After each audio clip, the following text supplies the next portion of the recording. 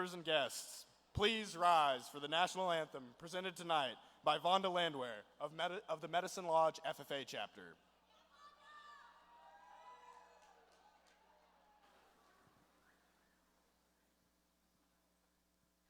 Oh, say, can you see by the dawn's early light what so proudly we hailed at the twilight's last gleaming, whose broad stripes and bright stars through the perilous fight o'er the ramparts we watched were so gallantly streaming, and the rocket's red glare, the bombs bursting in air, gave proof through the night that our flag was still there. Oh, say does that star-spangled banner yet wave o'er the land of the free and the home of the brave?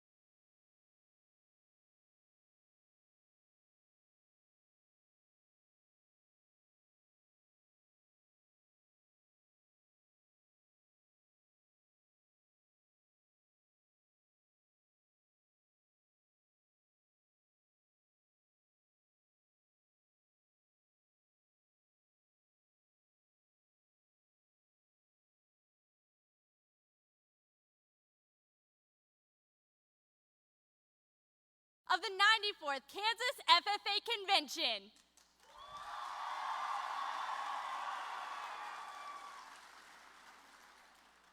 Madam Vice President, are all officers at their stations? I shall call the roll of officers, determine if they are at their stations, and report back to you, Madam President. The Sentinel. Station by the door. Your duties there. Through this door pass many friends of the FFA. It is my duty to see that the door is open to our friends at all times and that they are welcome. I care for the meeting room and paraphernalia. I strive to keep the room comfortable and assist the president in maintaining order.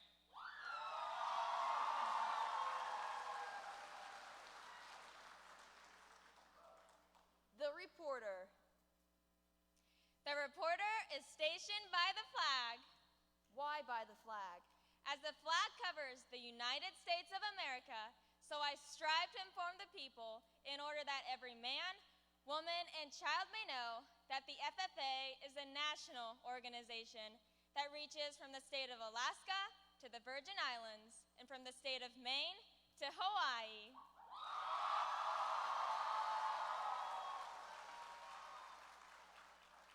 The treasurer. Stationed at the emblem of Washington. Your duties there. I keep a record of receipts and disbursements, just as Washington kept his farm accounts, carefully and accurately. I encourage thrift among the members and strive to build up our financial standing through savings and investments. George Washington was better able to serve his country because he was financially independent.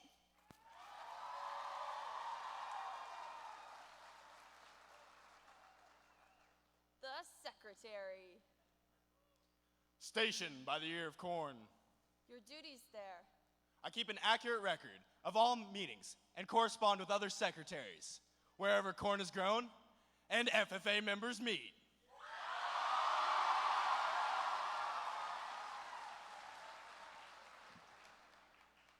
The advisor. Here by the owl. Why stationed by the owl? The owl is a time-honored emblem of knowledge and wisdom. Being older than the rest of you, I'm asked to advise you from time to time as the need arises. I hope that my advice will always be based on true knowledge and ripened with wisdom. Madam Vice President, why do you keep a plow at your station? The plow is the symbol of labor and tillage of the soil. Without labor, neither knowledge nor wisdom can accomplish much. My duties require me to assist at all times in directing the work of our organization. I preside over meetings in the absence of our president, whose place is beneath the rising sun. Why is the president so stationed? The rising sun is the token of a new era in agriculture. If we will follow the leadership of our president, we shall be led out of the darkness of selfishness and into the glorious sunlight of brotherhood and cooperation. Madam President, all officers are at their stations.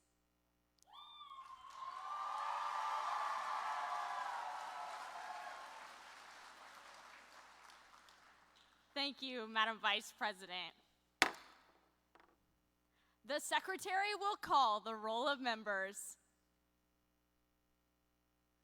I am pleased to announce that at this, the 4th General Session of the 94th Kansas FFA Convention, there are 2,068 members and guests registered. Madam President.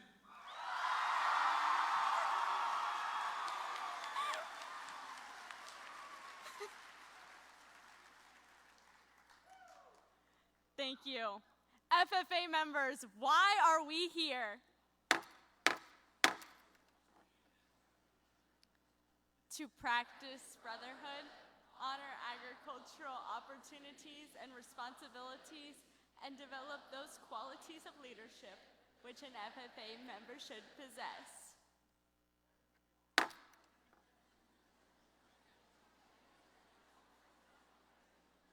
May we accomplish our purposes. I now declare this session of the 94th Kansas FFA Convention duly open for the transaction of business or attention to any matters which may properly be presented.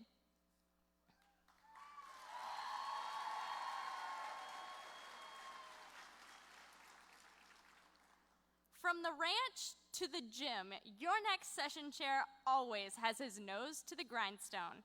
He is undoubtedly the most disciplined person I know, and he always gives the pieces of advice that we might not want to hear, but definitely need to hear.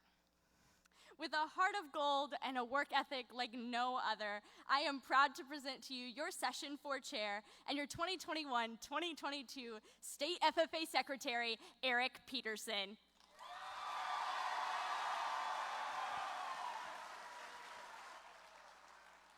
Well, howdy, y'all, and welcome to the 4th General Session of the 94th Kansas FFA Convention.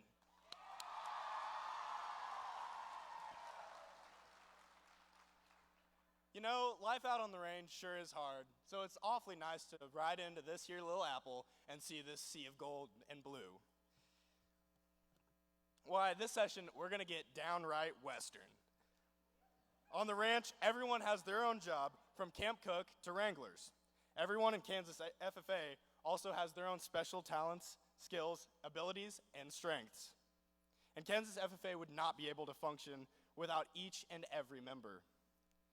Convention is kind of like the county rodeo. It's a great chance for everyone to get together and see friends that they haven't seen in a while. It's time to compete in events and celebrate the accomplishments of our hard work. And this is a fantastic opportunity to meet people from all over the state.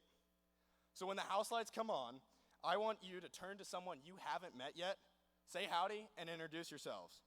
When the lights turn back off, please turn your attention back to the stage.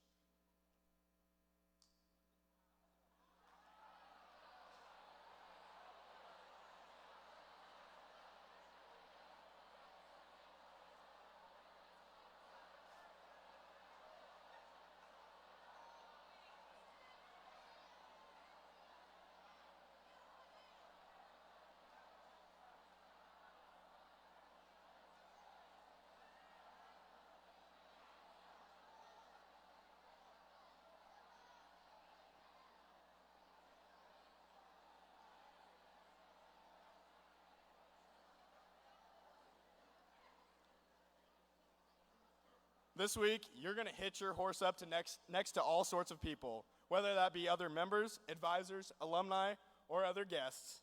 So take time to get to know some new people. Tonight's rodeo was kicked off by the phenomenal band and chorus, so let's give them another round of applause.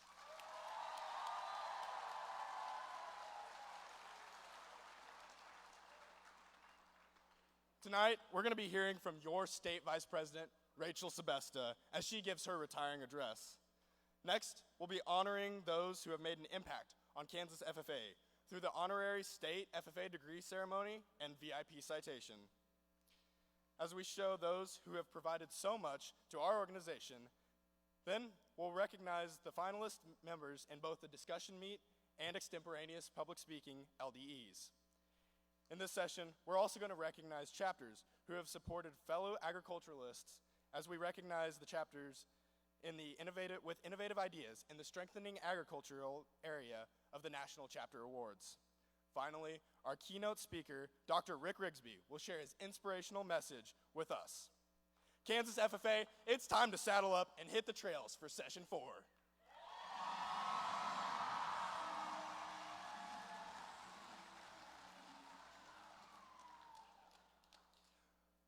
Please help me and welcome Lucas Sebesta for a very special introduction.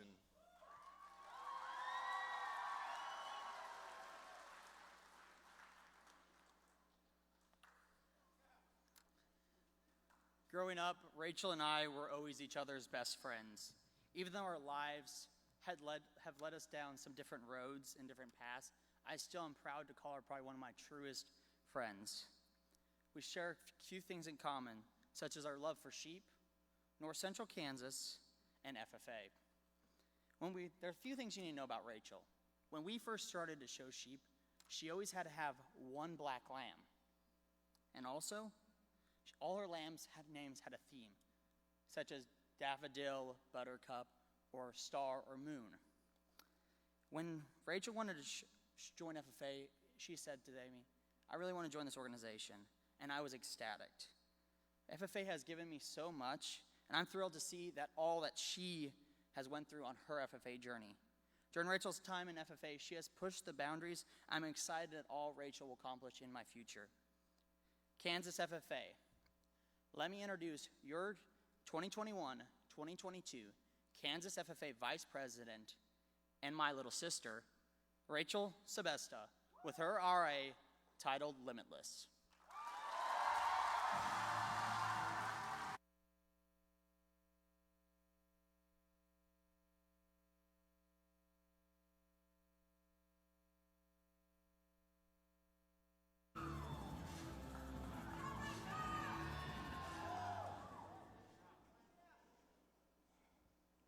The Convention Hall, Columbus, Ohio, lights and cameras. Seems pretty exciting, right? But wait, we forgot something. Almost 11,000 FFA members in front of me. That's like all of Kansas FFA. That's where I was a month ago, feeling overwhelmed as I stared out at this massive sea full of blue jackets. But my attention quickly focused on just two of them. Diana was one of those members. We talked about FFA and events we've both been to, and she even told me about her passion about starting a vegetable garden in her community for her SAE. Within a short conversation, I had come to know that Diana's story was complex, and her potential was untapped. My younger self loved to read. I still do. I gobble up novels, pursue biographies, and spend a significant portion of my free time on the internet just gathering knowledge. In fact, I can tell all of you about mantis shrimp, wombats, and hermit crabs, but those are stories for another day. But I truly believe my love of reading came from my elementary school librarian, Miss Bainter. On the first day of library in kindergarten, I was so excited to see all of the books I had heard my brother talk about when he came home from school. You see, to me, books aren't just pages full of words. There are thousands of people to meet, millions of places to discover, and hundreds of ways to learn something new. Our library time started off pretty normal, with us sitting in a perfect semicircle on the alphabet rug, while a librarian read us a storybook. It was a good book, but I was ready for an adventure through the shelves. After what seemed like an eternity, they finally finished, and we were free to explore for the time remaining. I jumped up, raced toward the shelf, and grabbed the first book I could get my hands on, only to be disappointed as the cover of 10 Little Monkeys Jumping on the Bed stared back at me. I've already read this book with my mom during our nightly story time, and maybe you have as well. Maybe the library didn't have what I was looking for after all. That's the exact moment Miss Boehner swooped into my life.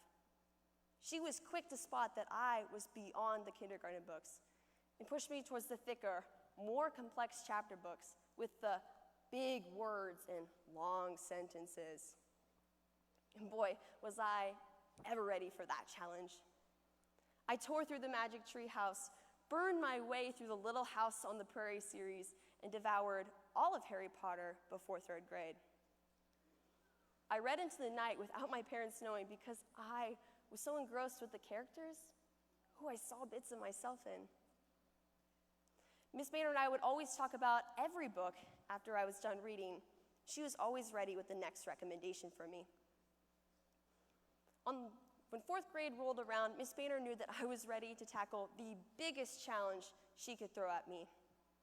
The Inheritance Cycle, a 4-book series about dragons and fighting against evil. They had technically been removed from the shelf for how hard they were and for containing just a little bit of graphic violence. They sat behind the shelf, and she would only pull them out for the students who she knew was ready for a challenge. That day, when I came into the library with my hands full of books to return, she ushered me over, reached up, and handed me this heavy blue book. At the time, it was the thickest book I had ever seen. I was nervous, but I knew Miss Boehner had faith in me, so I was ready to get started. I have to confess, I hardly slept for about 3 weeks. That's how engrossed I was in that book. I was right there, skimming on the tops of the clouds while flying on a dragon, practicing magic, and feeling all of the main characters' fear, pain, joy, and relief. Miss Boehner's belief in me and her ability to see something in myself that I couldn't made a world of difference. After I finished the entire series, I knew that I could tackle any book put in front of me. Miss Boehner saw the value, curiosity, and potential in me and made a decision to nurture it. Because over time, I became a lifelong learner, reader, and storyteller. Just like Miss Boehner, it takes each one of us to seek out the potential in somebody that we interact with. In our lives, we will meet countless individuals. Through these interactions, we will have an opportunity to find their limitless potential and seek out their pursuit of growth. Hopefully, we've all had a Miss Boehner in our lives. Now, think about one person in your life who you know has potential. Maybe it's the potential to excel in sports, or the potential to make an impact in their life by trying something new. Now, let's visualize what we might say to that person in order to encourage them to go the extra mile.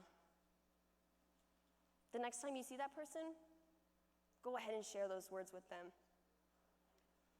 It's easier to seek out and find potential in people that we already know, but what about a total stranger? That certainly gets harder. It can begin to feel like we're a detective in a mystery novel, staring blindly through our magnifying glass, searching for any sort of clue. After all, they're just a face that we pass on the street. But once we have mastered the art of finding potential in those closest to us, we can expand our lens to a wider degree and begin to find potential even in total strangers. Picture this. It is a beautiful September day. The sun is shining, the birds are singing. K-State campus is bustling with students just beginning to get into the groove of things. And I was walking outside of Hale Library having the worst day of my life. What about? I honestly don't remember. But I do remember looking up and seeing other people who looked like I felt.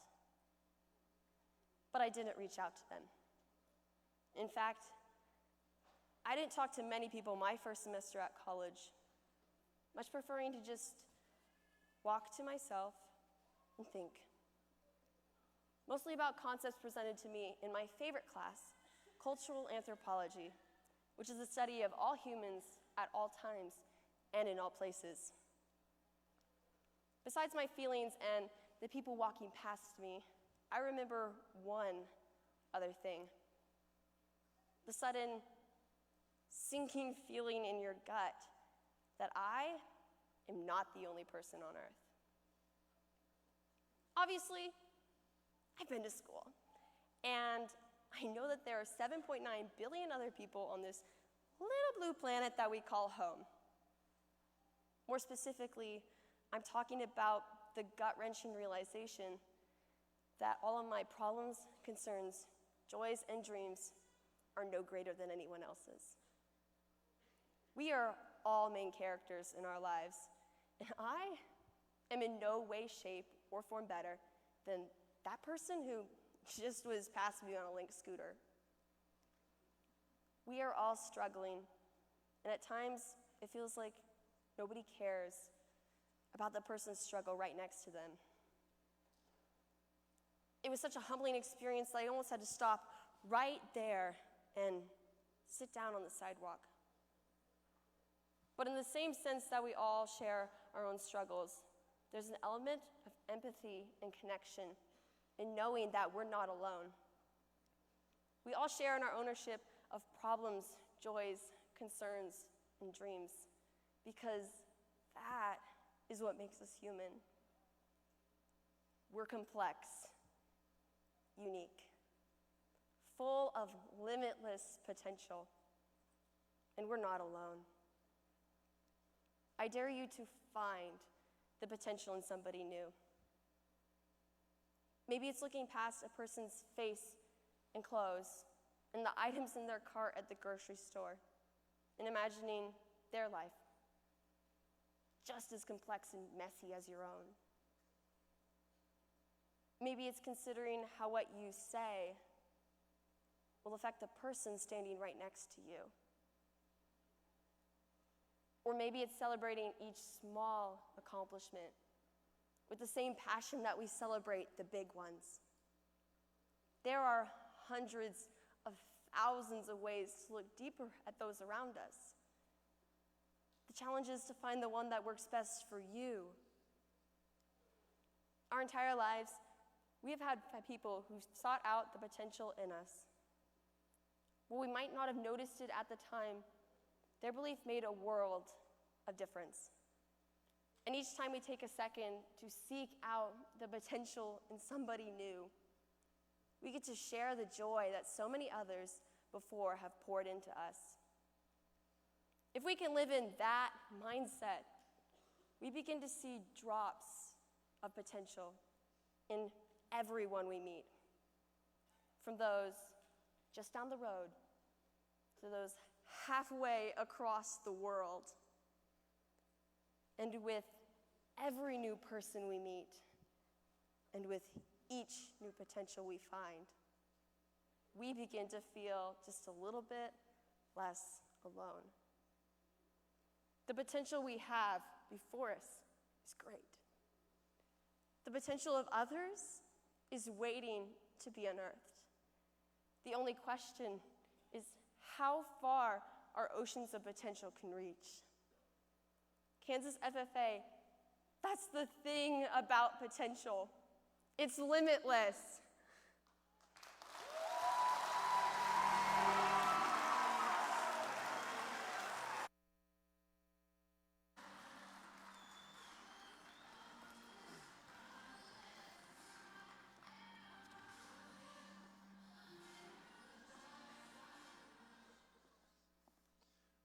Rachel, your vast love of memes, random history, and just random facts, and diligence has helped us all through this year.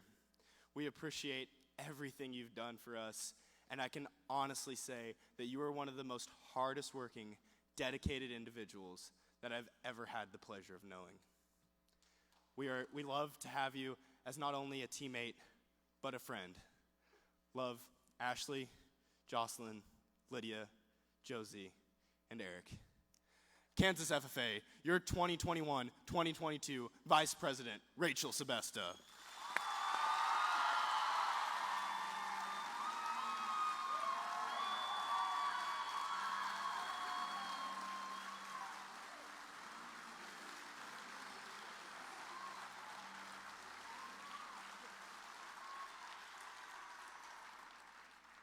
Kansas FFA members and guests, please join me in welcoming a group of people who have helped shape Rachel through their influence and dedication.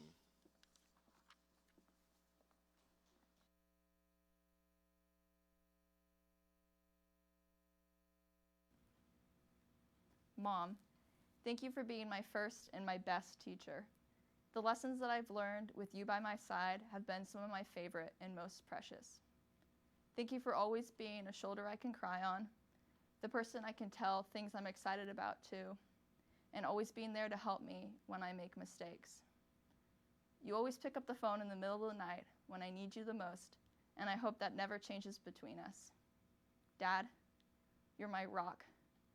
I don't know how I'd make it through this crazy world without you. Thank you for allowing Lucas and I to be engaged in production agriculture at such a young age. I know I never told you this, but the reason I never checked my oil this year was so that you could always hold on to your little girl. I love you both more than you'll ever know. Kansas FFA members, advisors, and guests, please introduce my parents, Mark Sebesta and Susan Kerr Sebesta, and their honorary state FFA degree, which they have already received.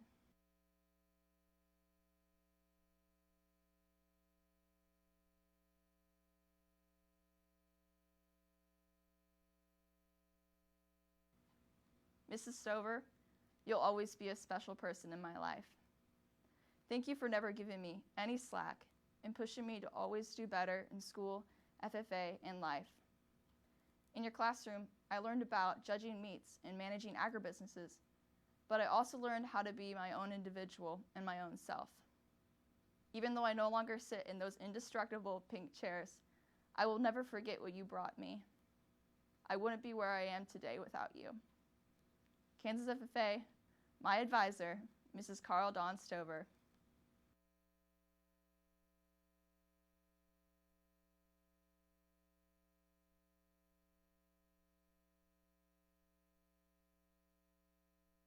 Mr. Windholtz, thank you for always having your office door open to my FFA chapter and being willing to work with us on any events that we had in mind.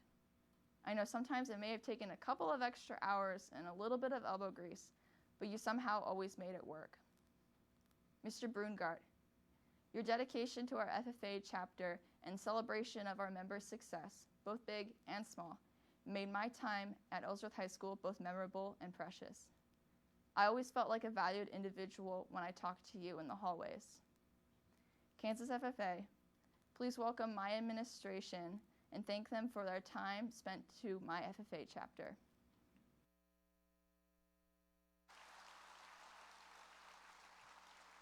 Thank you for giving us the pleasure of serving with Rachel this year.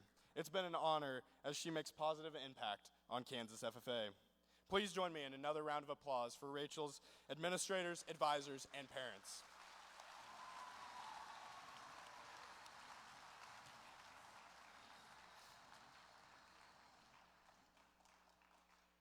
Every cowboy and cowgirl worth their salt has had somebody who's guided and supported them to the point they are now. For me, that's my dad. He's had his fair share of guidance for me and helping me fix my mistakes on the ranch. One time when we were sorting cattle, I accidentally led a whole bunch of heifers into the group of steers. He was patient and helped me get them back slowly but surely. He's fantastic at supporting me, whether I made the mistake or got the job done just right. His continued support has taught me many lessons, and his patience has allowed me to learn from my mistakes. Similarly, we have a strong list of individuals who have demonstrated their support to our organization through patience, knowledge, and care for others. We are excited to present these loyal supporters with their honorary state FFA degree for their outstanding service and dedication to Kansas FFA. I now call upon President Ashley Chandler to assume the duties of the chair.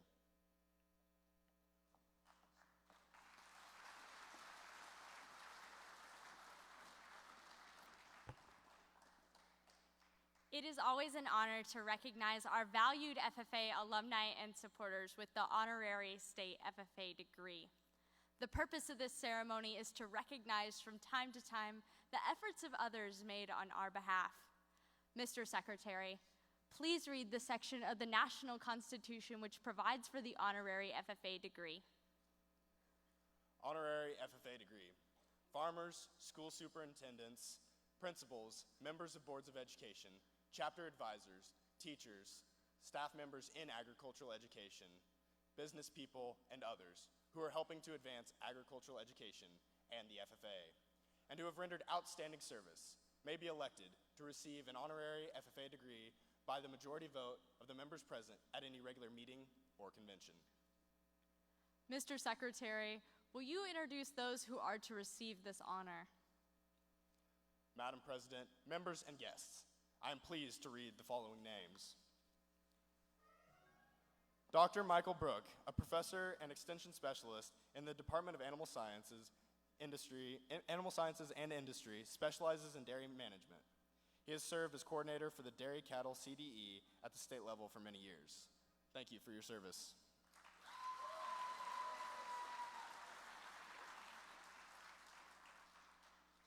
Mr. Randy Golly, Chief Operating Officer at Burkamp Incorporated, is retiring from the Kansas FFA Foundation Board of Trustees.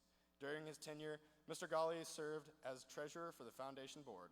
Thank you, Mr. Golly, for your 6 years of service on the foundation board of trustees.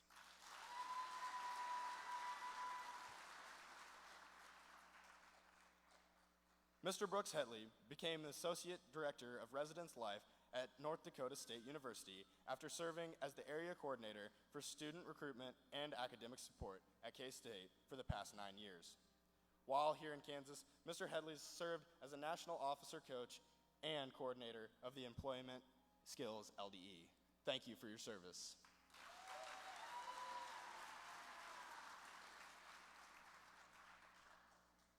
Mrs. Casey James has taught and served as an FFA advisor at the Doniphan West, Hiawatha, and most recently, Jayhawk Lynn FFA chapters.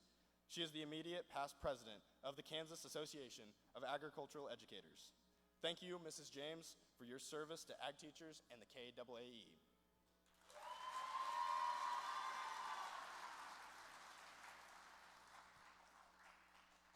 Unable to be with us tonight, Dr. Chad Miller is an associate professor at Kansas State University in the Department of Horticulture and Natural Resources. Dr. Miller specializes in floriculture, ornamentals, and plant physiology, and has served as coordinator for the Floriculture CDE and the Nursery and Landscaping CDE at the state level.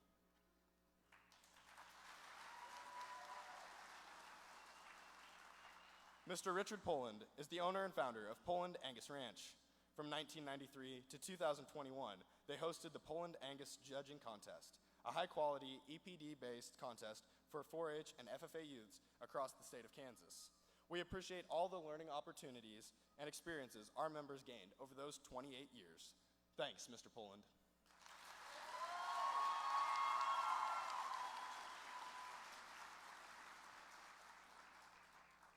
Our final honorary state FFA degree recipient is Dr. Ron Pope. He is an instructor in the Department of Animal Sciences and Industry here at Kansas State University, where he specializes in beef cattle production and management, and teaches the introductory Animal Sciences Lab. Dr. Pope has been a longtime supporter and friend of Kansas FFA and has helped with many state career development events. Thank you, Dr. Pope.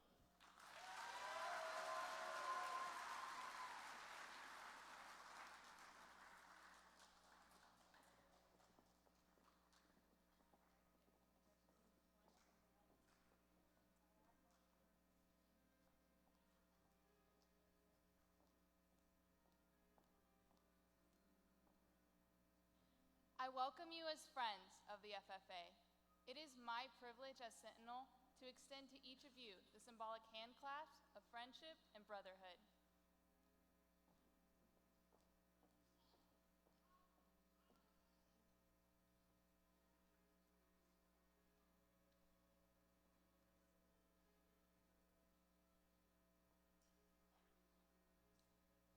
As reporter, I am pleased to inform you that the FFA is a national youth organization whose purpose is to develop agricultural leaders. Congratulations on this honor.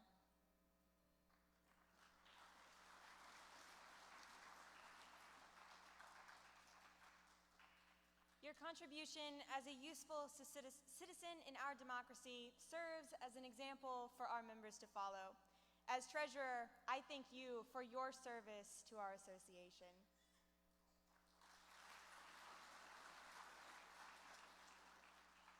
The FFA needs counsel and guidance from recognized leaders. It is my pleasure as secretary to add your names to our roll of honorary FFA degree recipients.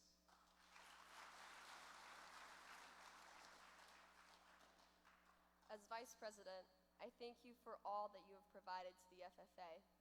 I would inform you that our members learn to appreciate the dignity of labor. Without labor, neither knowledge nor wisdom can accomplish much.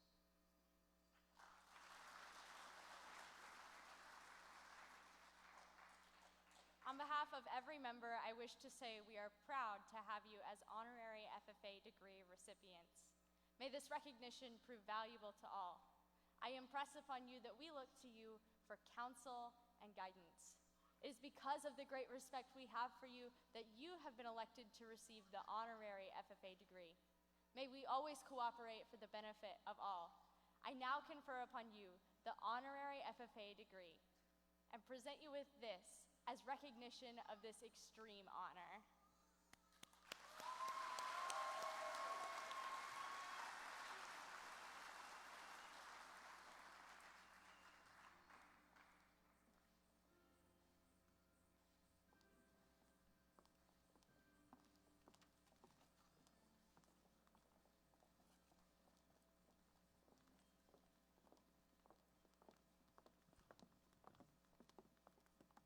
On most ranches, cattle are branded to distinguish them from other people's cattle. This symbol not only serves as a way to identify cattle, but also represents a history and family heritage of the operation. On my family, the brand is a backwards D with a P attached to it. This is to symbolize my grandfather Don's name and the family name of Peterson. Loyalty is vital on the ranch. If a cowboy or cowgirl is loyal to that ranch, it is said that he or she is riding for the brand. These ranchers are willing to go the extra mile to show their loyalty. At Kansas FFA, we have our own group of people who have proven their loyalty and ridden for our brand. Every year, we recognize folks who continuously go above and beyond to support Kansas FFA through the VIP Citation Award. These supporters have embodied living to serve and have spent their time and talent riding for our brand. We would like to recognize those exceptional supporters through our VIP citation presentation.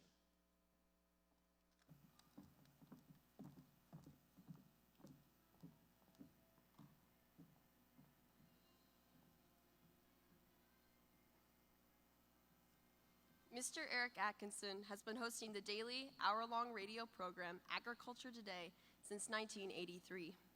Airing across Kansas, Oklahoma, Colorado, and Nebraska, Agriculture Today features agricultural specialists at K-State and other experts examining agricultural issues facing Kansas and the nation. Mr. Atkinson also produces a weekly audio feature series covering agriculture, forestry, and wildlife management. Mr. Atkinson is always eager to share news from Kansas FFA members and celebrate our achievements. From interviewing State Star finalists to announcing CDE results, Mr. Atkinson is sure to highlight the members of Kansas FFA. He connects with the Kansas FFA state officers during national convention to receive updates regarding successes on the national stage, committee work, and the overall student experience. Mr. Atkinson has been telling the story of agriculture and FFA for countless years. He is quick to volunteer as a judge, interviewer, or supporter. Our organization has benefited greatly from Mr. Atkinson's passion for and long-standing commitment to agricultural education and FFA. Please join me in giving our VIP citation recipient, Mr. Eric Atkinson, another round of applause.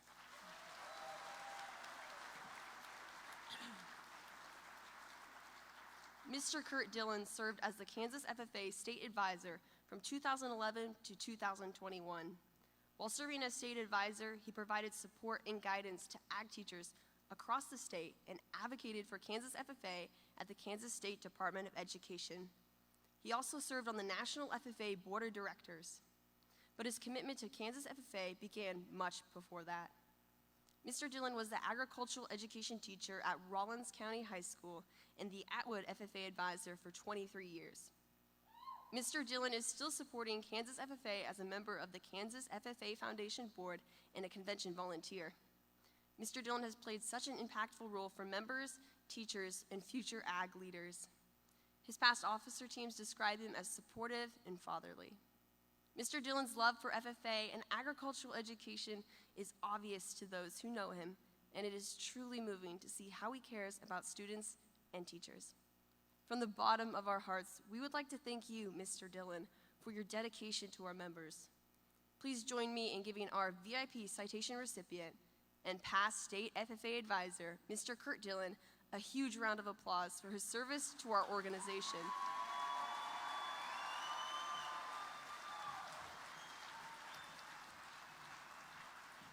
Dr. David Nichols, Professor and Teaching Coordinator in Kansas State University's Department of Animal Sciences and Industry, has been a great supporter of Kansas FFA. From coordinating the Livestock CDE to supporting members at Kansas Junior Livestock Show, and even bringing a warm K-State welcome here at convention, we have appreciated his dedication to our organization. Many Kansas FFA alumni are among the more than 14,000 students Dr. Nichols has taught in ASI 102, Principles of Animal Science, here at K-State. Dr. Nichols coached the Kansas State University livestock judging team from 1986 to 1988 and has judged numerous county, state, and national shows. He serves on the board of directors for the Kansas Junior Livestock Show and the American Royal. To his students, Dr. Nichols is known as incredibly kind, helpful, and funny to all. He isn't just a professor, advisor, or teacher. He is also a friend. It has been an honor to know him, and we wish him all the best in his retirement. Please join me in a round of applause as we bestow the VIP citation upon Dr. David Nichols.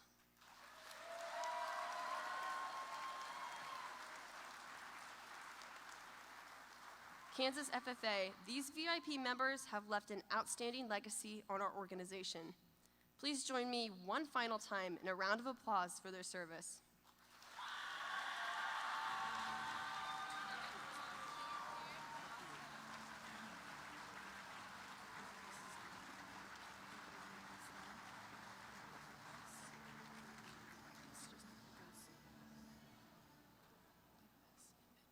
Cowboys and cowgirls don't always have a lot to say, but when they do, you better listen.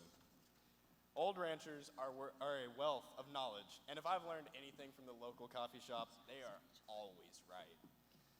If you're gonna try to convince a cowboy or cowgirl about something, you better come up with a good point, a good topic, constructively present your points, remain respectful, and include tons of confidence. FFA members competing in the discussion meet, LDE, have learned to harness these skills by discussing agricultural issues with fellow competitors in a respectful and uplifting manner. In this event, members are given a specific topic, then assigned to discuss this topic with fellow competitors. They are graded on what content the conversation consists of and how courteous they are to their fellow competitors.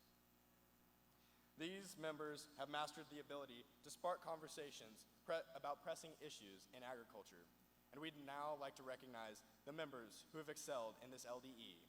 We'd like to thank Kansas Farm Bureau for sponsoring this event. Madam Vice President, please read the names of the finalists in the discussion meet LDE.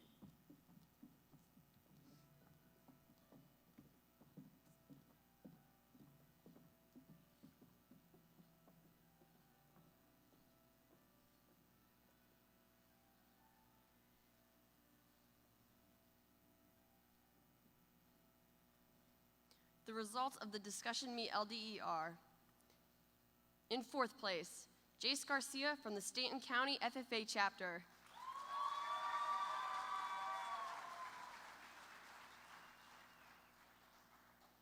Receiving third place, Jory Ratzlaff from the Canton Galva FFA chapter.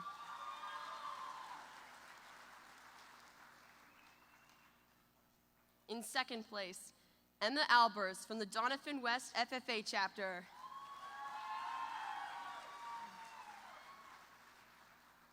And your 2022 champion in the discussion meet LDE is Noah Goss from the Ellsworth FFA chapter. Please join me in giving all of our winners one more round of applause.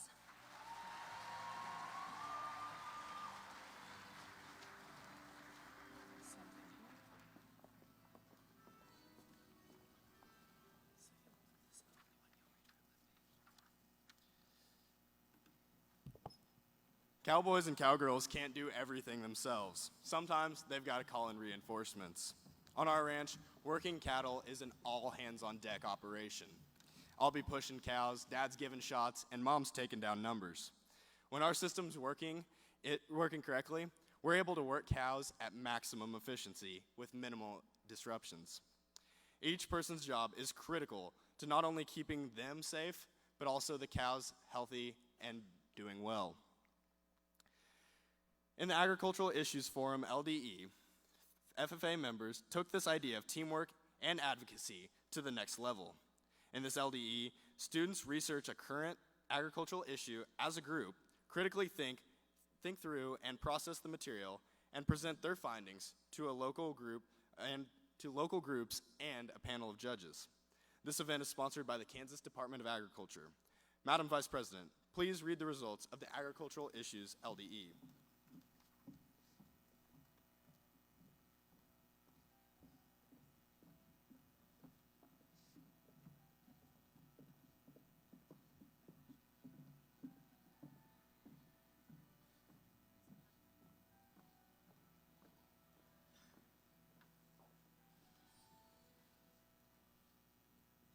The results of the Agricultural Issues LDE are: receiving second place is the Ellsworth FFA chapter.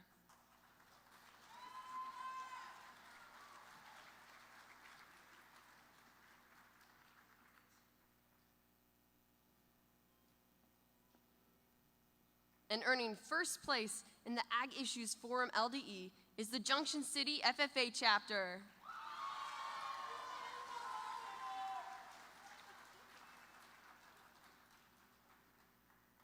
Congratulations to both of these teams for their hard work and dedication.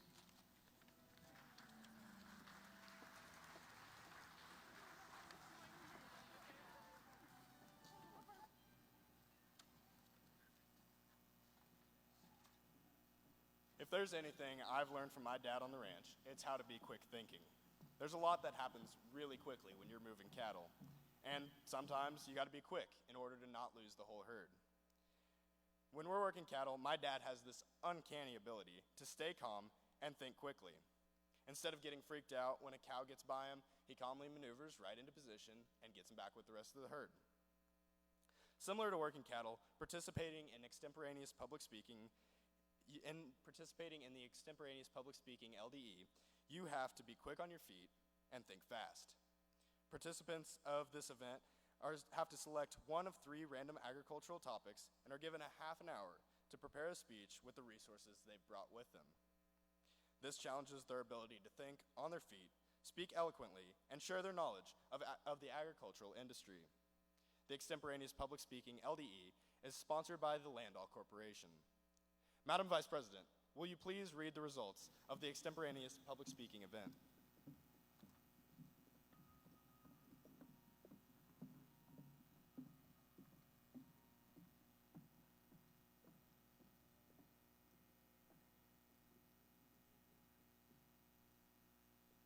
Placing fourth and receiving $25 in a plaque is James DeRushi from the Wamego FFA chapter.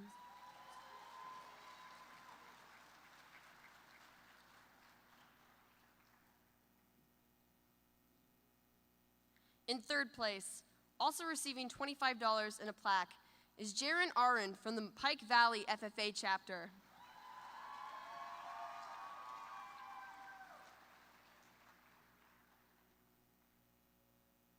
The second place finisher, receiving $50 in a plaque, is August Hulse from the Minneapolis FFA chapter.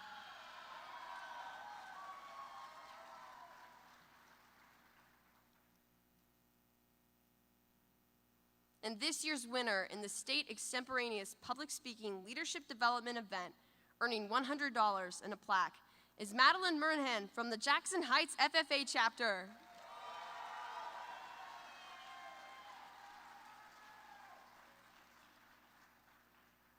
Congratulations to all of the participants in this year's event and to Madeline, who will represent the Kansas FFA Association at National Convention this fall.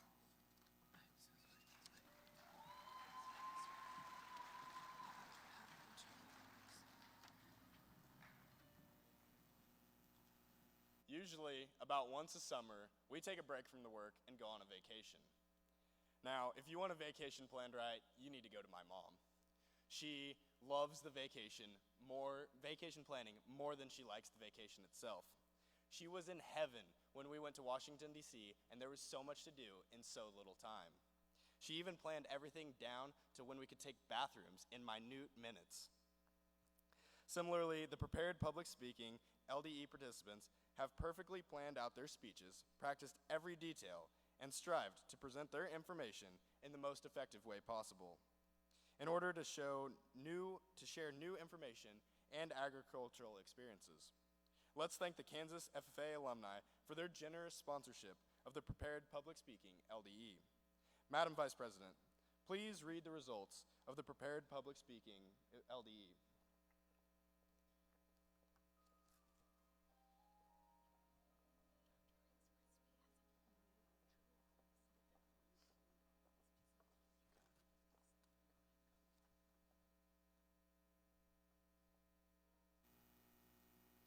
Placing fourth and receiving $25 in a plaque is Miranda Dixon Phillips from the Lions FFA chapter.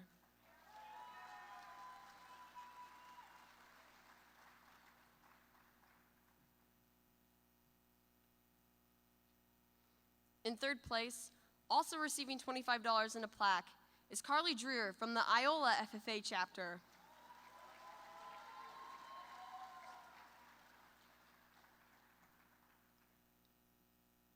The second place finisher, receiving $50 in a plaque, is Tucker Leck from the Neodesha FFA chapter.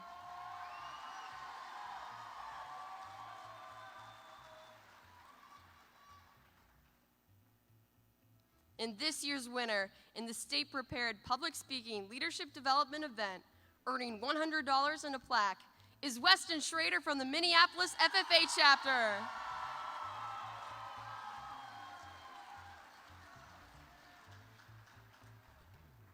Congratulations to all of the participants in this year's event and to Weston, who will represent the Kansas FFA Association at National Convention this fall.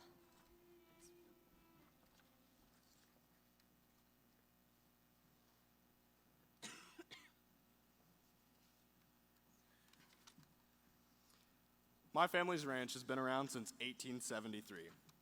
We've been around for all sorts of improvements and changes in agriculture. Changing agriculture is no accident and doesn't happen overnight. All these improvements and changes take time, effort, and dedication. From the invention of the plow to the popularization of GPS, from open cab tractors to a combine with a refrigerator in it. Everything and everyone plays a different and an individual role in the development of agriculture. Similar to this, these chapters have gone above and beyond in the areas and have spent hours supporting farmers, businesses, and helping to advocate on behalf of the agricultural industry. Those chapters who have excelled in the Strengthening Agriculture section of the national chapter did so by thinking outside of the box. We will now highlight innovative ideas from the chapters across the state for their creativity and excellent work. Madam Vice President, please begin the recognition of innovative ideas in the Strengthening Agricultural area of the National Chapter Award.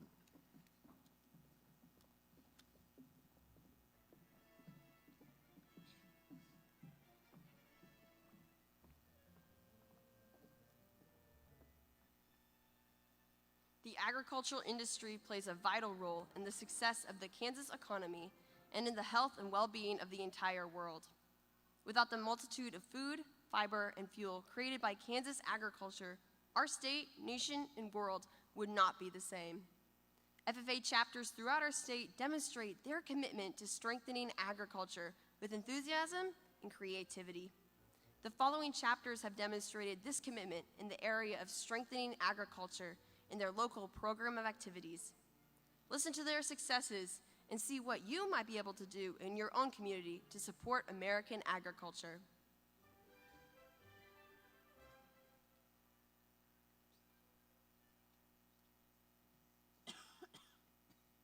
The Canton Galva FFA chapter created an informational booth at the county fair to educate community members about commodities that are grown, processed, and distributed in McPherson County.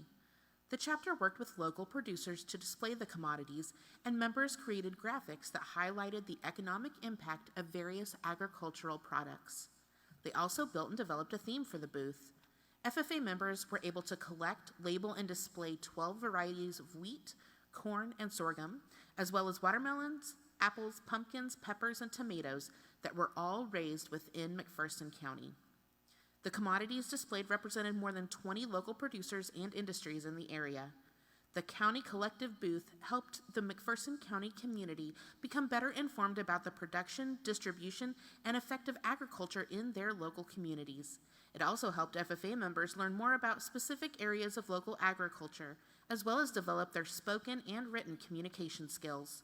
Canton Galva FFA has 39 members, and the advisor is Ashley Austin. The Jayhawk Lynn FFA chapter took time during National Ag Week to display flyers highlighting Kansas agriculture in their local grocery store. Members set the goal of creating informational flyers about 8 different areas of agriculture. The topics included areas such as beef, poultry, eggs, fruits, vegetables, and other produce. There was a contest between ag classes to research each area and create the best poster. Members researched nutritional information and fun facts about their chosen area of agriculture and used graphic design skills and creativity to develop their posters. Once the best posters were chosen, chapter officers delivered and displayed the posters in the areas of the grocery store that matched the topic on each poster.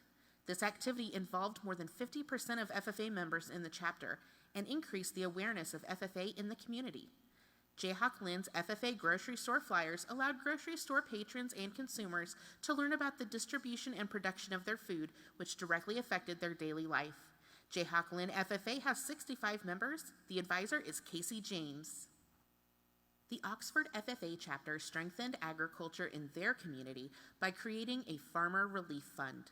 Recognizing the need for a program to support local farmers, FFA members raised money to develop the Farmer Relief Fund to help local agriculturalists during crisis or difficult times. To generate money for the Farmer Relief Fund, 4 separate events were hosted, including a harvest dinner, community calendar sales, a community booth, and a watermelon crawl run. Members set parameters for fund recipients and developed each of the fundraising activities. Members planned, marketed, and executed each fundraiser, and they also learned how to effectively advocate for the agriculture industry and solicit donations. This activity strengthened agriculture by being designed to offer financial support to local producers facing challenging situations. Oxford FFA chapter's dedication helped raise more than $500 for the Farmer Relief Fund. The project also strengthened the chapter's relationship with local agriculturalists as members demonstrated their abilities to advocate for agriculture. Oxford FFA has 32 members, and the advisor is Lauren Van Allen. The Royal Valley FFA chapter applied for and received a National FFA Pig in the Classroom grant to help educate 5th graders about the pork industry. Working with their advisor, a committee of chapter members was formed to write a grant that would allow the chapter to use the Pig in the Classroom curriculum. Once the grant was secured, members coordinated and planned with the 5th grade science teacher. Twice a month during the fall semester, an FFA member went to the middle school and taught the curriculum that went with the project. Lessons included a virtual trip to a pig farm, learning about the life cycle of a pig and how pork products are processed. At the end of the project, FFA members and the 5th graders enjoyed a celebration that included pigs and a pig byproduct educational activity and lab experience. Pig in the Classroom helped the 5th grade students become more informed consumers, and it increased FFA members' awareness and knowledge of the pork industry. The Royal Valley FFA chapter has 44 members, and it is advised by Kim Clark.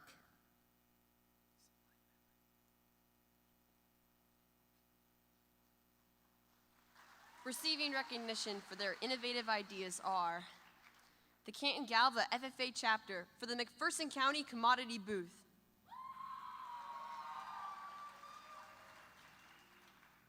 the Jayhawk Lynn FFA chapter for the grocery store flyers, the Oxford FFA chapter for the Ag in Our Community calendar and Farmer Relief Fund, and the Royal Valley FFA chapter for the Pig in the Classroom. Let's give these chapters with innovative ideas in the Strengthening Agriculture section one more round of applause.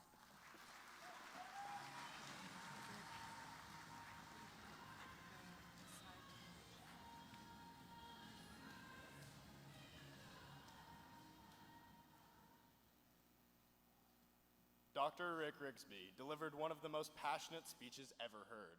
More than 300 million people globally have viewed the sensational speech in the viral video titled Lessons from a Third Grade Dropout. When audiences hear Dr. Rigsby, they are never the same. Dr. Rigsby is the president and CEO of Rick Rigsby Communications. The former award-winning journalist followed a television career with graduate school and 2 decades as a college professor. Most of those years spent at Texas A&M University, where he also served as character coach and chaplain for the Aggies football team. The internationally acclaimed speaker is a presenter for top companies around the world and a favorite among professional sports organizations, including the National Football League and the PGA.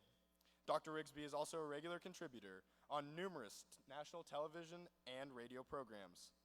His transformative podcast, titled How You Livin', encourages, inspires, and challenges people at every level to dream big, stretch beyond their comfort zones, and achieve the impossible. And friends, we have a clip from that video that went viral, so let's take a look.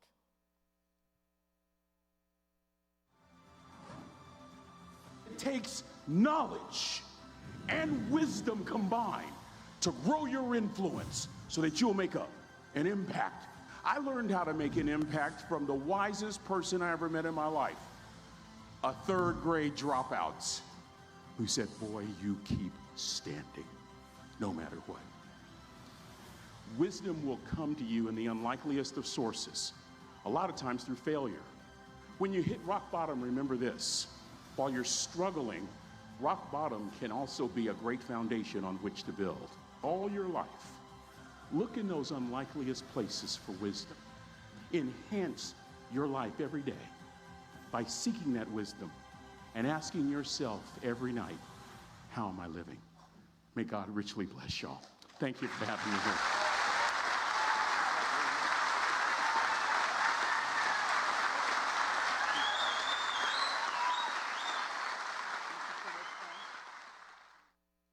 Ladies and gentlemen, Dr. Rick Rigsby.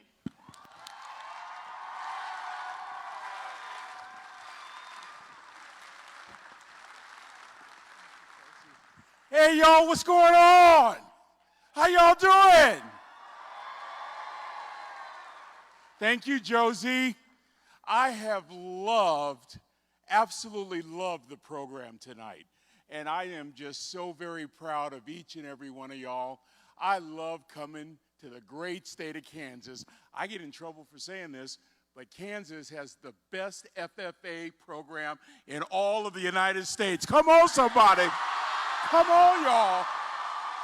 Come on. Yeah. And I don't say that every night, trust me. But I love coming to this state. And when I come, I like to try to look as cool as I can. Come on, somebody. Help me here. Oh, yeah, baby. Come on. Oh, yeah. Come on. I'm ready for dodgeball. Y'all ready for dodgeball? I want to thank everybody, if I can turn these babies off.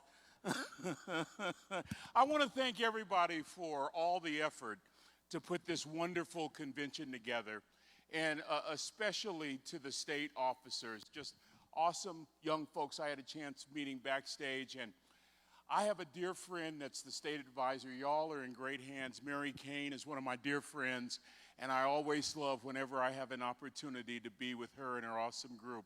And I just love y'all. And I'm only going to talk for about 3 or 4 hours, and then we'll go play dodgeball. Is that all right? You know what? It's been a few years since y'all have been together. And so this is a really special time. I remember talking to some of you a couple of years ago virtually. Do any of you remember that speech? 17 of you. Thank you for being here. Let me just recap, and y'all can just kind of chill for a moment. But I want to recap what I said. What I said was that these are times that are uncertain, to say the least, right? But watch this, y'all. I can't think of a better time to be a leader than right now. Come on, baby.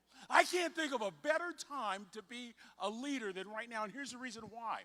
There is nothing like uncertainty to pull the absolute best out of you. When the terrain is uneven, when you're not sure what tomorrow is going to hold, and we're never really sure. I mean, it forces you to be on edge. It forces you to grow. It forces you to reimagine what might be, what could be. During times of certainty, those are great times. You have redundancy that leads to predictable results. Now, when we fly back to Dallas, I want some redundancy that leads to predictable results. Y'all hear what I'm saying? Come on, y'all. I don't want to hear the captain say from the flight deck, we're going to try to land in Dallas. No, baby. I want some redundancy that leads to predictable results. Here's the downside. Here's the downside of certainty. Sometimes when life is so predictable, you lag energy. You lose that startup hunger. You can pretty much anticipate what's going to happen throughout the day. Do y'all know that you are being trained to be the world's next leaders at a time that's forcing you to really pull something out of yourself that the world desperately needs? It's placing a demand upon you to be your absolute best. Nothing pulls greatness out of you like uncertainty. I'm thinking right now about, do y'all ever watch football? Any K-State fans in here? Well, this illustration isn't about K-State, but it is about football. Although I love Coach Snyder, and I really admire your program here. But I was watching a Monday Night Football game years ago, and it was, nothing was unusual about this Monday Night Football game, except what happened the day before. And it was Green Bay flying to Oakland to play then the Oakland Raiders. And what happened that Sunday was Green Bay starting quarterback Brett Favre. Y'all remember Brett Favre? Country boy. Brett Favre's father suddenly died from a massive heart attack. So Brett has to make this decision. Do I fly with the team to the West Coast, and also do I play? And he chose the affirmative in both cases. But not only did he play, he had one of the best games of his entire career. And at the end of this game, he was crying, his wife was crying, we all were crying. And I heard Brett say these words: "This had to be my greatest game. It was a tribute to my father." Nothing pulls greatness out of you like a season of uncertainty. And so what I want you to think about is this. As you prepare yourself, whether in middle school, whether in high school, whether in college, as you prepare yourself to be the kind of leader that makes an impact, just remember a couple of things. This season of uncertainty offers a great training ground. I want you to keep these following 4 items in your mind as you prepare. Number 1, you want to lead with perspective. I want a leader that leads in a difficult time with perspective. Don't just tell me all the bad things that are going on, but the great leaders are able to lead with a kind of perspective that can also include a better day ahead. I'm thinking right now, Martin Luther King Jr. Think about the exigence. Think about what he faced every day. Think about what all those civil rights workers faced every day. Unmitigated racism, the vestiges of colonialism, death threats. But despite the uncertainty of the hour, in every one of his speeches, he alluded to a better day ahead. He often called that the beloved community. Listen to me. I really believe with all my heart that truly great leaders, they lead with a perspective. Yes, they tell you the difficulty of the season, but they're always pointing to a better day. Lead with perspective. Number 2, speak with clarity. This is not the time, young leaders, for mumbo jumbo. We'll leave that to the folks in D.C. Come on, somebody. This is the time for us to you know what you want to do? You want to speak like your grandparents. They spoke to express, not to impress. This is not the time to pontificate with an ecclesiastical excellence, whatever that means. This is the time to say what you mean and speak it with clarity. Third, I think this is a very important time that we listen with caution. Everybody say, "I'm listening." I can't hear you. Everybody say, "I'm listening." There you go, baby. As a former communications professor, I can't get away from this. 50% of what you hear, you forget just like that. Of the remaining 50%, you lose 38% over the next 24 hours. We're not trained to listen. What a great tool in the leader's backpack. What a great advantage that leader has who listens and cautiously listens. Because when you listen, you invite people to the table. You encourage them to buy in to the process. Remember this, most of what people hear, they forget, just like that. Let me just give you a little something. If you want people to listen to you, give them a reason for which to listen. And when you give them a reason to listen, you have added to the influence that you have to convince them that your message is worthy enough to be heard. Don't complain when people don't listen. Change your reasoning. What did you say, Francis Bacon?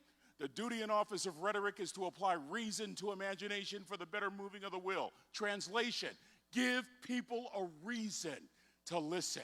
And then make sure that you listen to others with caution. Invite people to the table. I'm looking at this next generation. We have some really challenging problems to solve. And we won't solve them if we're the kind of leader who is always talking.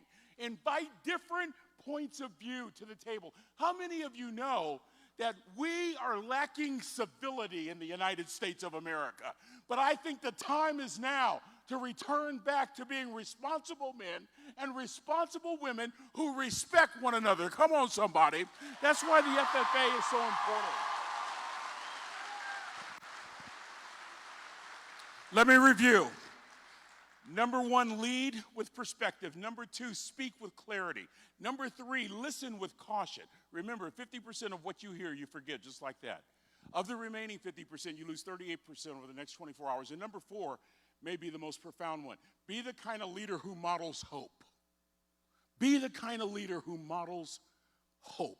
Hope is been relegated, I think, to the basement of human emotion. It gets a bad rap because of our casual use of the word.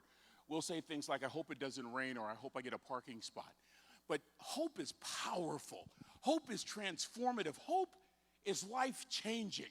Hope places a demand in every single one of us to expect the absolute best outcome. I don't want to be part of a state organization that has no hope. I don't want to be a part of a team that has no hope. I want to be part of people who are hoping for a better day, hoping to get the most out of this day. Hopeful. What did you say, Helen Keller? Hope sees the invisible. It feels the intangible. It achieves the impossible. Now listen to me, young folks. Listen to me. Everybody say, I'm listening. I love y'all, Kansas. You're very responsive. Just listen to this. Listen to this. Hope is going to require some things from you. Listen to me, leaders. First of all, hope is going to require courage. If you really want to be the kind of transformative young leader who makes an impact, you have to have courage. What did you say, Winston Churchill? Fear, Churchill said, is a reaction. Courage is a choice. Come on, somebody. Fear is a reaction. I better stay over here. If I go over here, y'all might not be able to see a brother. Let me stay over here. All right. Hope requires courage. Second, hope requires faith. Number 2, hope requires faith, right? I love what that motivational speaker, Les Brown, said on one occasion. He said, faith is the oil that takes the friction out of life. Come on, somebody. Isn't that good? That's from Les Brown. And here's the third one that I think might be the most important. Hope requires an immediate, decisive response. In other words, you've got to do something with that hope. I don't want you to just be filled with hope, but act upon that hope. Expect a better day. Expect a positive outcome. I'm a pastor. Oftentimes when people call me, it's usually not good. Are y'all hearing what I'm saying? And too many times lately, I've gone to the deathbed. And there will be people around the deathbed. And I will tell some of the family members around that bed, let that loved one in that bed see some hope in your eyes. It is amazing how things can transform when just a little bit of hope is on display. Make sure that you're modeling hope. You know what I'm telling you to do? I'm telling you to be the kind of leader your grandmother would admire. Come on, somebody. That's what I'm saying. That's what I'm saying. Be the kind of leader your grandfather would admire. Let me tell you why I'm telling you these things. We know the times are uncertain. We know there are a lot of problems there. We also realize that we can take advantage of that and grow our acumen to be the very best we can be, to make sure that being excellent is dominant, prominent, preeminent, zenith, number one, top drawer, top shelf, central core. We can take advantage of the moment and grow our acumen to be the most powerful leader we can be, who makes an impact, not just in Kansas, but all throughout the world, right? But nothing will grow that impact like influence. And we need look no further than in our own families. I want you to be the kind of leader that your grandmother would admire, that your grandfather would admire. What are you saying to us, Dr. Rigsby? I'm glad you asked. Let me tell you what I'm saying to you. How many of you know that in a shallow, superficial culture, the first two casualties that I see are a lack of common sense and a reluctance to execute basics?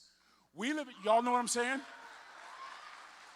We live in a society, y'all, where we'd rather look good than be good. Y'all hear what I'm saying?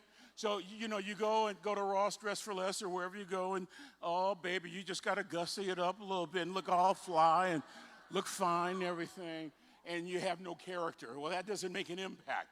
We live in a culture, y'all like that. We live in a culture, we live in a culture that places this demand upon us to look a certain way, watch this, to sound a certain way, but you don't impact that way. Go back to Grandma and Grandpa's day.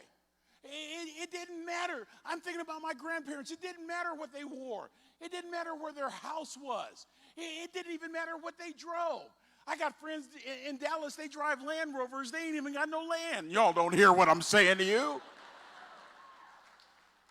We live in a society that is preoccupied with a whole lot of stuff that doesn't amount to a hill of beans. And at the same time, respect gone by the wayside. Civility gone by the wayside. Getting along with one another gone by the wayside. You have an opportunity to change that. This generation right here has an opportunity to change that. Think about Grandma for a moment. My grandmother wasn't just making a pound cake, she was teaching me how to stretch $1. My grandfather wasn't just on a tractor as a peanut farmer, he was teaching me to show up earlier than everybody else. And I can hear him now, boy, if you say you're gonna do something, do it. I can remember my grandfather also had cows. Now, we get on our Rambler station wagon, y'all don't know what I'm talking about. We get in our car back in the 1960s. We get in our car back in the 60s, and we drive from California all the way across country to Oklahoma and then to Texas to visit our grandparents. We couldn't wait. We could shoot guns. You go to jail for shooting guns in San Francisco, but we could shoot guns. We come on, y'all. Yeah!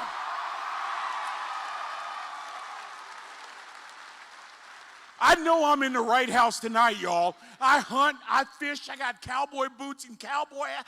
I'm a black-neck redneck. Do you hear what I'm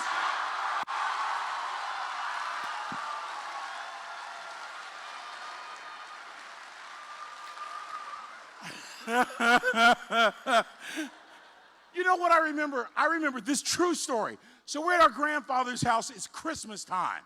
It's Christmas time. So December 21st, hey, you boys want to get up and milk cows? Yeah, Grandpa. It's going to be 4 o'clock in the morning now. It's 4 o'clock. That's all right. We'll get up. Christmas 21st, we did it. 22nd, 23rd, 24th. Christmas Day, I hear a knock on the door. Grandpa, it's Christmas. He said, the cows don't know it's Christmas, boy. You better get up out that bed. Y'all don't even realize how your parents and grandparents and great-grandparents have been training you all these years for greatness. The more I talk to corporations, the more they're saying, give me young people with a farming, with an agricultural background. They're dependable, they're courteous, they're hardworking. They know what they're doing. Isn't that interesting? So when I say be the kind of leader your grandmother would admire, that your grandfather would admire, I think about my grandparents. Listen to these three variables. Number one, and this is really important, my grandparents, they practiced basics. Every day they executed basics, largely out of survival. Their basics were making sure there was a roof over the heads of my parents, making sure there was food on the table every day. Here were the basics of my grandparents. They told the truth. They thought the best of people, and they did what they said they were going to do. We don't practice basics in this society anymore. I remember football coach Chuck Noll used to coach for the Pittsburgh Steelers. He said this on one occasion. Champions are champions, not because they do extraordinary things, but because they do ordinary things better than anybody else. You know, I have a friend that was a professional tennis player in the 1970s. And I asked him on one occasion, I said, who was your stiffest competition? And he said, Bjorn Borg. If you don't know that name, go to Netflix and rent the documentary Borg versus McEnroe and watch it carefully. And I asked my friend, I said, why was Bjorn Borg your stiffest competition? Watch this. Watch this. He said, Borg had the basics so down, he wore his opponents out. I want to ask you all a question. What would happen to America if we started practicing kindness as a basic, serving our fellow man and fellow woman as a basic, encouraging people, being willing to do whatever it takes? Well, guess what? Those values are inextricably connected to agriculture. That's the only way that you can survive.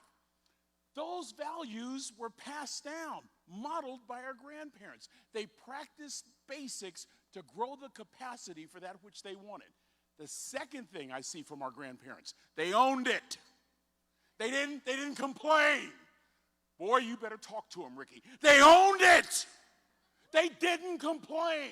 I never heard I wonder if there's a leader in here tonight who will say, I'm going to dedicate my life to owning the mission of being a leader in this field, feeding the population, and I am going to minimize my complaining. Boy, you'll be the kind of leader that your grandmother would admire. Let me tell you about owning it. There's this great book. Boy, I could talk to y'all all night, but we got dodgeball. There's this great book. There's this great book. It's called Extreme Ownership: How the Navy SEALs Lead and Win. Raise your hand if you've read this book. Extreme Ownership. A couple of you have. Extreme Ownership. Let me save you $15.95 or whatever it is and just get down to the point. In Navy SEAL life, if you don't own the mission, if it's all about you, in other words, somebody dies. Let me say that again. In Navy SEAL life, if it's all about you, somebody dies. You have to own the mission. And how did they own the mission? Two variables. Please, I'm begging you to listen to this. They never made excuses, and they never blamed others. That's what's missing in America today. We got a bunch of folks in suits complaining all day, blaming everybody else, and going around saying, it's not my fault, it's not my fault.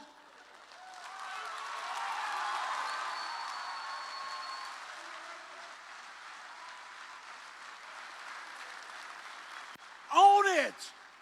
Just own it. Just imagine, young folks, your impact for the rest of your careers. If you were the kind of leader who just minimized your complaining, if you were the kind of leader who never looked for other people to blame and you didn't make mistakes, I'll tell you what would happen. Your influence would grow in such a powerful way that you would impact people all over this state, all over this country, all over the world. Third, Grandma had a growth mindset. Uh-oh. You don't advance a family with a fixed mindset. A fixed mindset means nobody can tell you anything.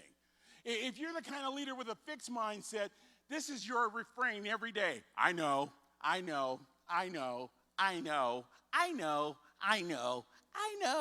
I know. Heaven help people that are on your team. A growth mindset entertains possibilities. Great basketball coach at UCLA, the late John Wooden, he said these words: live today as though you're going to die tomorrow. Learn today as though you're going to live forever. My daddy, a third grade dropout, he would share this with me. He would say, son, you'd rather be curious than certain. Isn't that good? Be curious, young folks. Be willing to learn every single day. Grow! Challenge yourself. Stretch. Be willing to entertain different ideas and different possibilities. When I think about our grandmas, when I think about our grandpas, I think that they practiced the basics that were rooted in common sense. I think about the fact that they owned it. I never heard them complain. Never heard them make excuses or blame other people. And they had a growth mindset. And I want to just tell you something. They made an impact. You're here in large measure because of them, because of your parents. My grandparents informed my parents, including the wisest man I ever met in my life, my daddy, a third grade dropout. How in the world can somebody who never made it past third grade be the wisest man I've ever met? How in the world can someone not known largely outside his own family be quoted on every continent in the world? My daddy grew up on the farm. You know one of the first lessons he taught me? He said, son, don't expect other people to do for you what you ought to do for yourself. Come on, somebody. Come on, y'all. That's why he left school. Back in his day, my daddy was born in 1920. Back in his day, it was the farm first and then whatever education you could get. But he taught himself how to read. He taught himself how to write. He challenged himself to stand and be a man. Not a black man or a brown man or a white man, but a man. May I just interrupt my own story and tell you that color is such a silly thing to get divided over. I'm looking at this next generation of folks. Yeah. Right. May I just tell y'all what you already know? Right is right and wrong is wrong. It ain't black, it ain't brown. Right is right and wrong is wrong.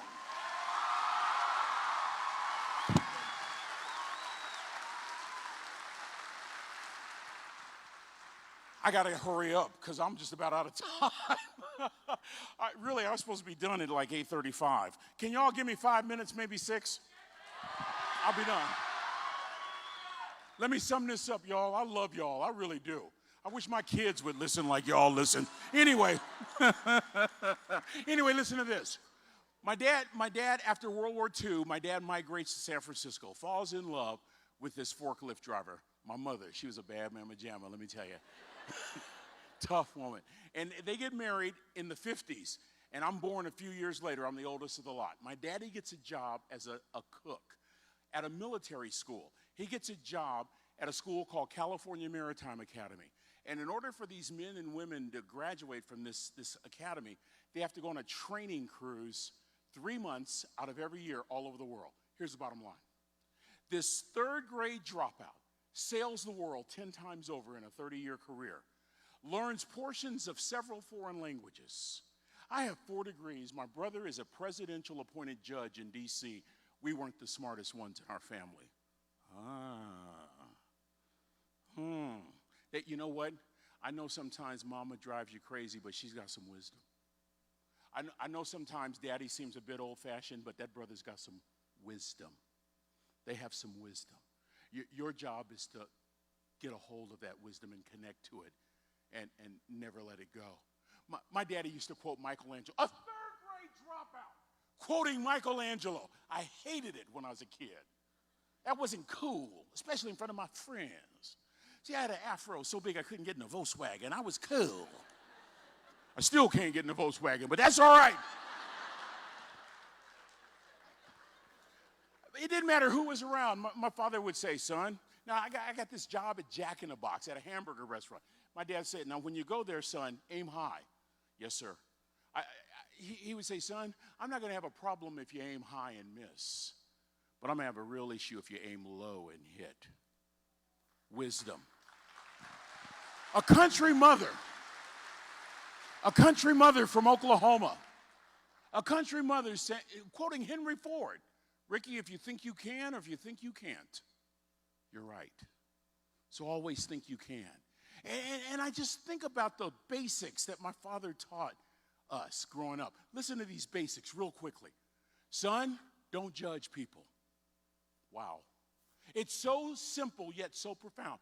He would say this, son, I've been all over the world. I've seen good and bad in every shade. You'll never impact somebody you've already judged. Right now I'm thinking, we passed Topeka, Kansas to come here, just about an hour away, right? And I immediately thought of Brown versus Board of Education, May 17th, 1954, shortly after 1 o'clock. That's when that major landmark decision was established, right? And I was in 3rd grade just a few years after that in 1963. I was a troublemaker in 3rd grade. I remember this vividly. I talked too much. And I was in love every day. One day she was black, one day she was brown, one day she was Hispanic, one day she was Asian. I loved them all. It was like 31 flavors. I just loved everybody. So I was the class clown. And I remember my 3rd grade teacher said, I want you to stay after school. She said it weekly, but I remember this particular occasion. I stayed after school, and she said, Ricky, it's obvious you have a gift, and I'm going to teach you when it's appropriate to exercise that gift. Now, today I have a special treat for you, Ricky, because writing on the blackboard is not getting the job done. Are any of you in here old enough to remember writing on the black? I will not talk. I'm looking at this section because y'all are about my age right here. No offense, miss. But anyway, she hands me a book. She says, all I want you to do is read 1 chapter of this book, and then you can leave. I read 3 chapters, and my life changed.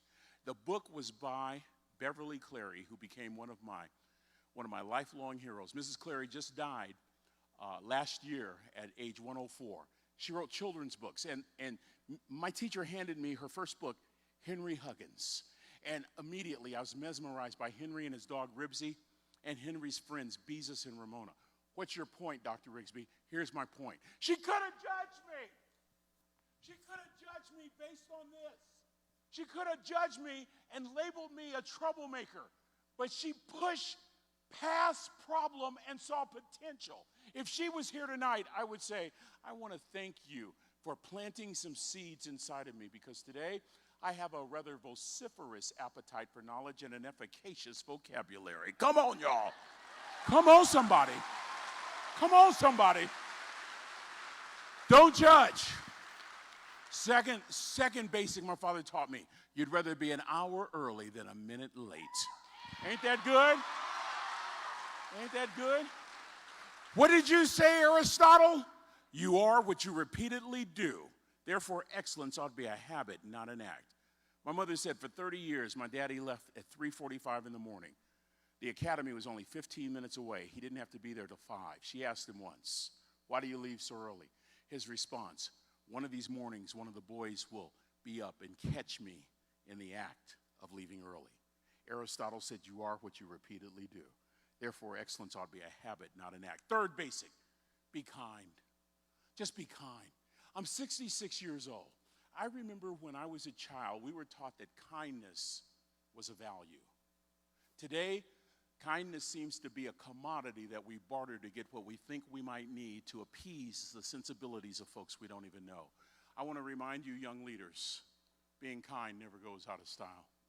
Never goes out of style. Never. Fourth basic.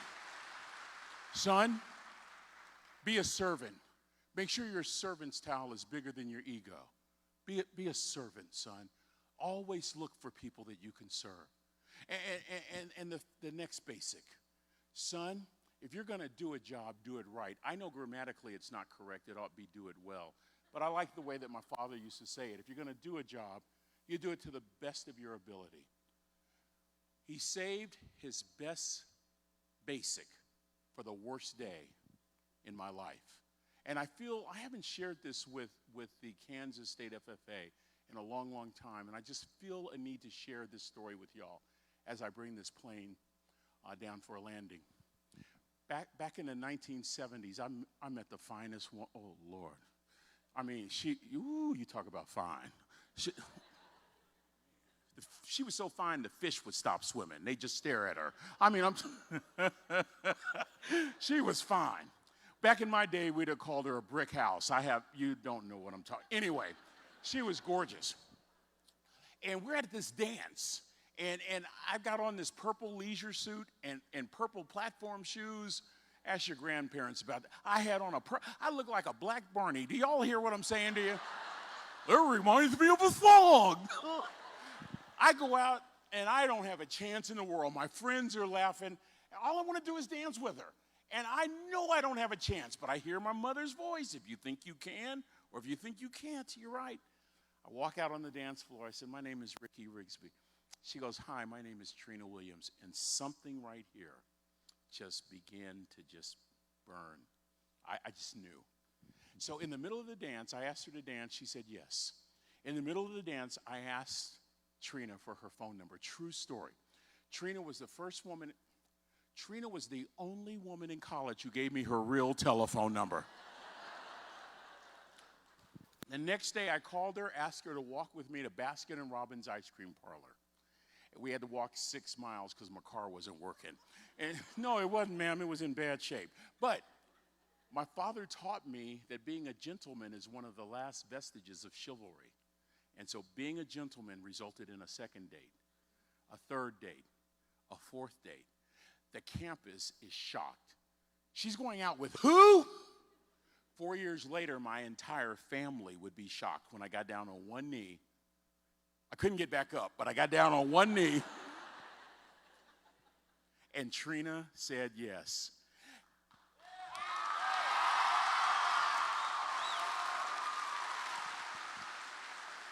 I married the most beautiful woman I've ever met in my life.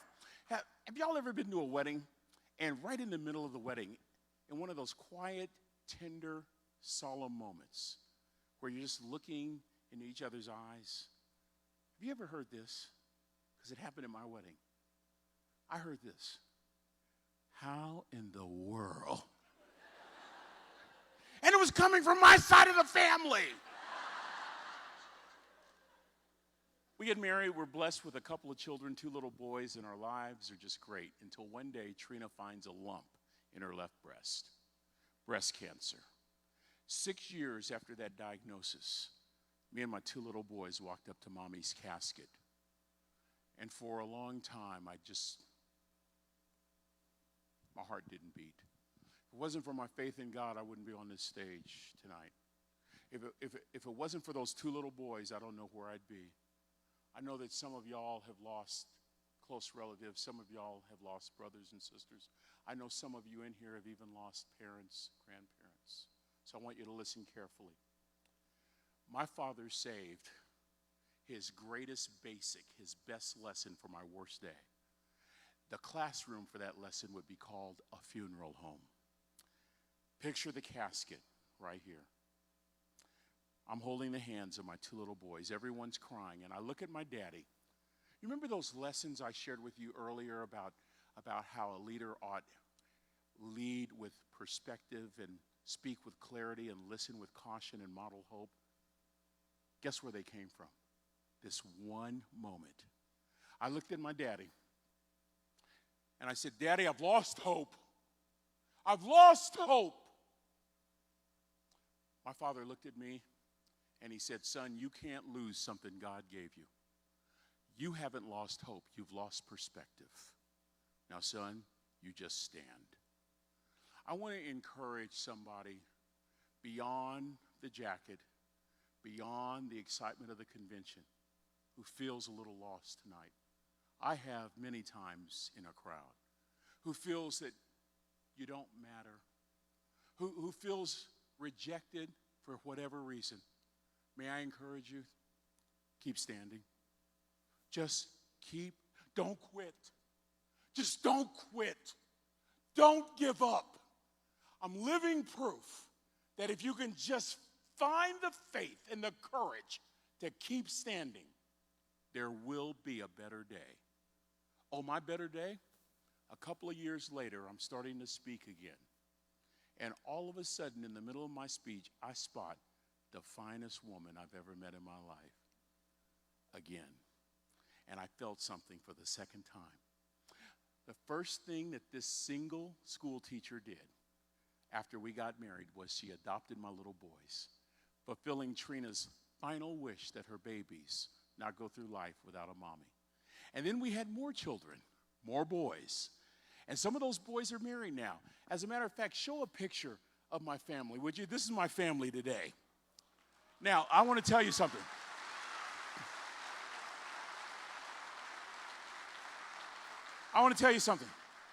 First thing you ought to notice is this. We are doing our part for racial reconciliation. Come on, y'all. Come on, somebody. We have transcended that. But I show you young leaders this picture for one reason, and I want you to listen. I have nothing to do with this picture, nothing. This picture is the legacy, the impact of a third grade dropout daddy. Let me say that again. This picture is the impact of a third grade dropout daddy who placed a demand upon his son on the worst day of his son's life. A demand that said, don't quit. Keep looking at that picture. Legacy is how we want to be remembered. But impact is why people will never forget us. And Daddy, I will never forget you. Take the picture off and let me close with this paragraph. If a third grade dropout daddy taught me how to make an impact, a dying wife taught me how to be a man.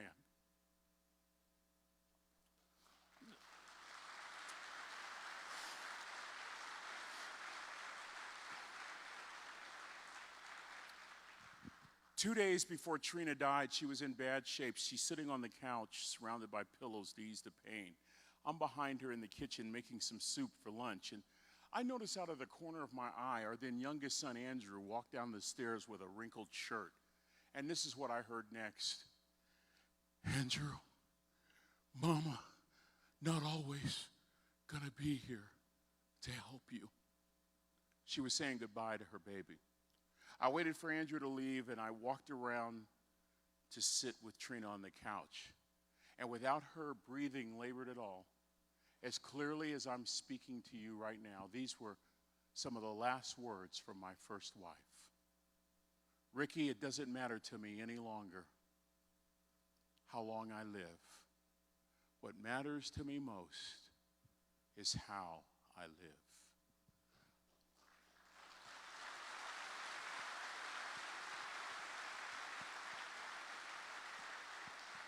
I heard your Vice President, Rachel, honor her mother and father earlier tonight.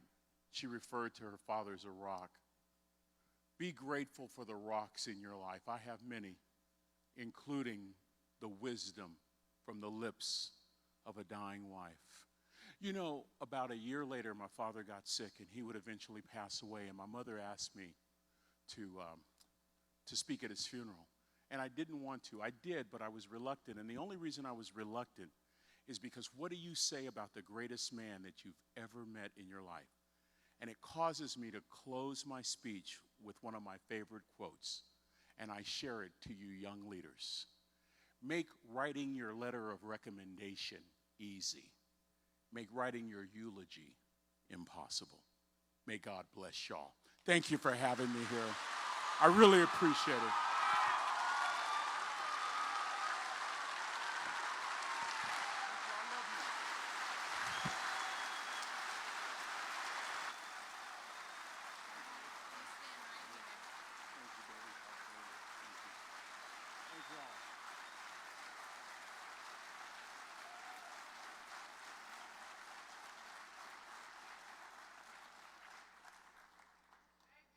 You're welcome, baby. Dr. Rigsby, thank you so much for this powerful message. You inspire us all to not only be better leaders, but better people. We thank you so much for taking this time and sharing this message with us. Dr. Rigsby, please accept this gift on behalf of Kansas FFA. Oh, my goodness. Thank you so much, man. Thank you so much, Eric. Thank you. Thank you all. Kansas FFA members and guests, please help me and show gratitude to Dr. Rigsby.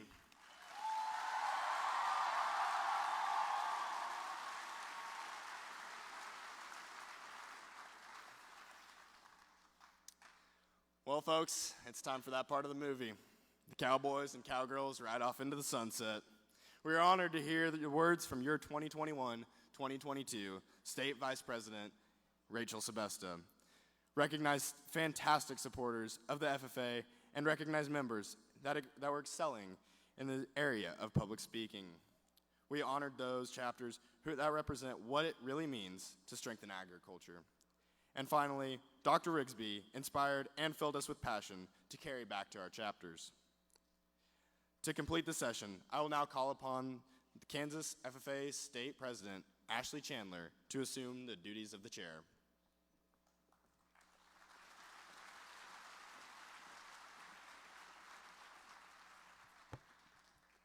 Mr. Secretary, do you have a record of any further business which should now be transacted?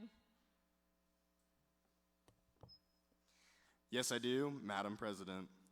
The fifth session of the 94th Kansas FFA Convention is tomorrow morning at 8 a.m. Highlights of the fifth session will include the retiring address of your 2021-2022 Kansas FFA Treasurer, Jocelyn Dvorak. We will recognize the chapters who have excelled in the national chapter areas and welcome our state advisor, Mr. Shoulders, to deliver the State of the State remarks. We will announce the winners of the Quiz Bowl and Marketing Plan competitions. Recognize the CDE winners and scholarship recipients will also occur in Session 5. Tonight, chapters will have the option of competing in the Alumni Dodgeball Tournament at the Rec Complex or enjoy FFA Night at Leap Trampoline Park. Both events will start at 9 p.m. Reminder to past state officers, the PSO reunion will begin at 9 a.m. at the Kansas State Alumni Center.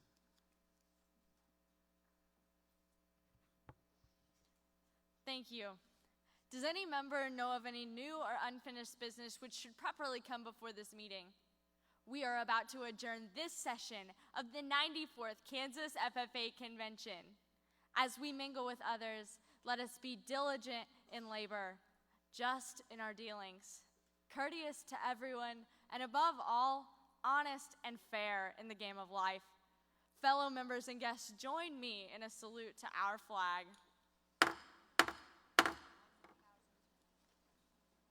I pledge allegiance to the flag of the United States of America and to the republic for which it stands, one nation under God, indivisible, with liberty and justice for all. I now declare this session adjourned.